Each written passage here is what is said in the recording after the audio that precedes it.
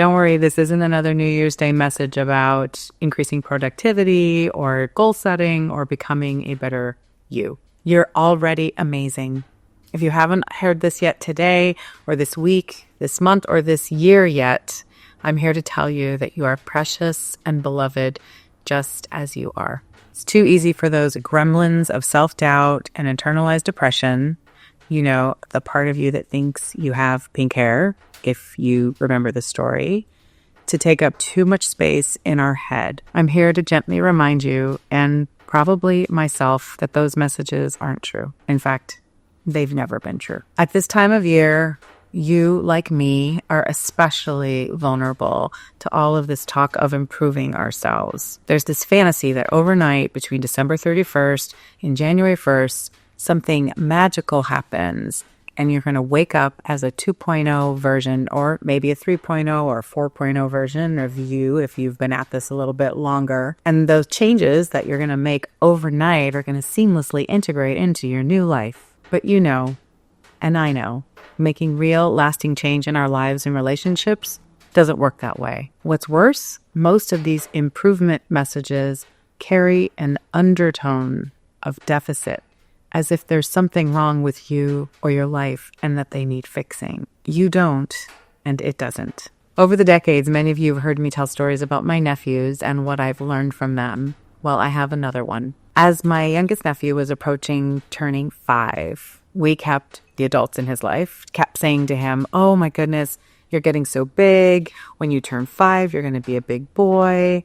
And all the while, he's having this idea of, oh my gosh, this overnight change is going to happen when I turn 5.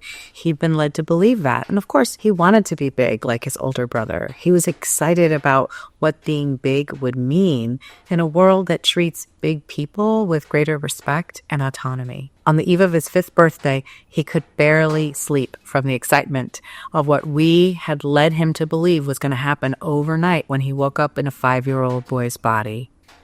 You can imagine the disappointment and confusion and sadness when he did wake up the next morning, pulled back the sheets and looked down at a body that hadn't transformed overnight, and he cried.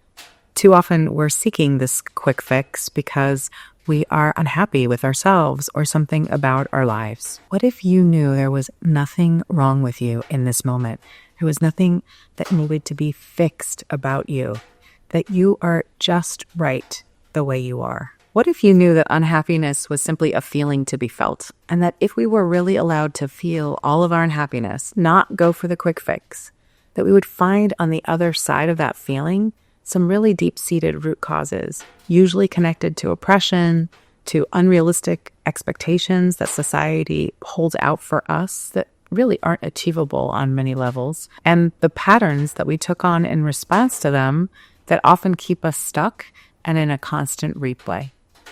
As you can imagine, this is not an overnight job. It's true, the beginning of a new year feels like a powerful time to set intentions and embark on a fresh start. But frankly, it's arbitrary. What is the difference between December 31st and January 1st except a new suffix? In fact, it could be any day. And that's the beauty of it. Each day, each hour, each minute, with each decision you make, you have the power to embrace the work of transformation. It doesn't have to correspond with some date on a calendar or some time on a clock. You can begin again at any time. The actual work that's required for transformation, if that's indeed something that you're open to, it isn't a linear path of unchecked growth. It's cyclical and requires both effort and a willingness to be uncomfortable. Like the moon's cycles, a transformational journey celebrates all of its rhythms. The time for growth and the time for releasing and waning. The time for planting, for new ideas and new beginnings, and also a time for harvesting our rewards. It also includes the opportunity to begin again. 2024 wasn't an ordinary year for me. I'm so grateful for the friendships I've built, for the trust that you've placed in me, and to the organizational change I and LJIST have contributed to not only over this last year, but over the past 3 decades. This organization wouldn't be possible without you. I wouldn't be who I am without you.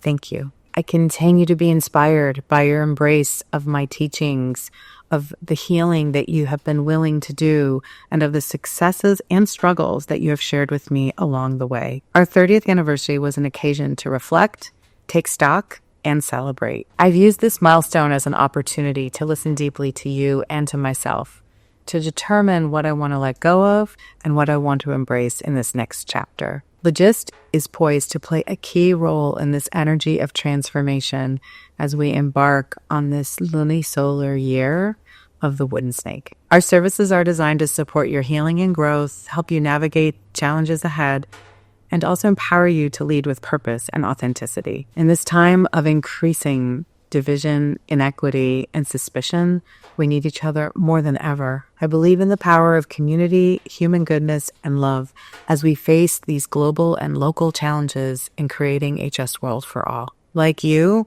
I'm both ready and unprepared for what lies ahead. What I do know is that my and your healing engaged leadership matter more now than ever. I also know that I and LJIST are here to support you every step of the way. If this aligns with your path, then let's lean into the work of transformation and the joy of leading in community as we grow and heal and release and learn together. The future is unknown.